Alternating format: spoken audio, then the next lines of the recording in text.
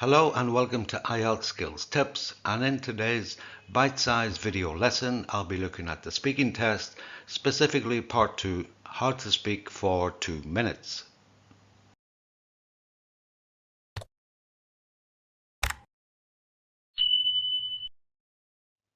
Speaking test part 2 can often be a source of concern or even anxiety for a lot of students, and they often blame a tough topic for a poor performance. However, let's look at the reality of the part 2 topics. It is basically asking about students' experiences, preferences, or feelings. Nothing too complicated and no rocket science. In fact, there are only 4 possible topics in part 2. That's describe a thing, a person, a place, or an occasion or time.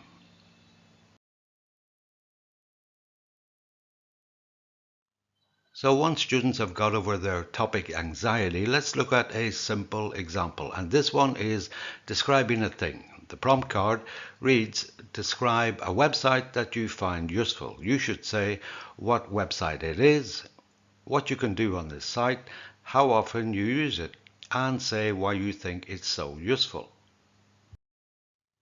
It often happens that students finish before the 2 minutes are up, and the examiner will either gesture or say, can you tell me more about this topic? Obviously, this can have a negative impact on students' confidence and possibly their band score.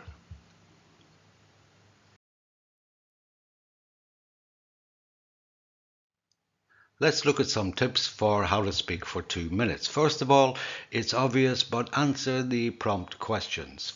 But expand your answers. Give your knowledge, talk about your feelings, experiences, and examples. Some sources advise you that 2 or 3 sentences are enough. However, if you follow this strategy, you'll find yourself finishing long before the 2 minutes are up. Let's look at an example.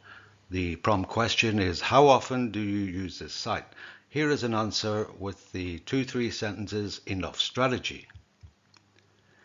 I guess I use it every day, really. Google is really useful for my work as a researcher, so I'm always on it.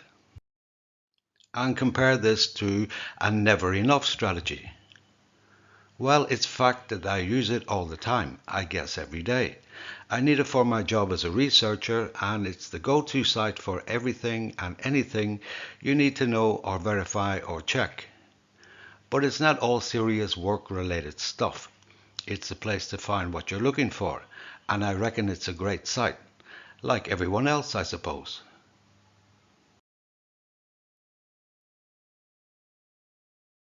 Let's look at another tip, another strategy for speaking for 2 minutes. As I said before, there's only 4 possible topics in part 2. That's describe a thing, place, person, or occasion, time. So once you've described your topic and you've still got some time left, describe a second one. That's a second thing, place, person, or occasion, time. The example before was describe a website. So after you've described the site, you can describe another and preface it with some phrase like another site I find useful is, and you can do the same for all the other topics. Speaking test part 2 is not a survival thing. You don't need to survive this.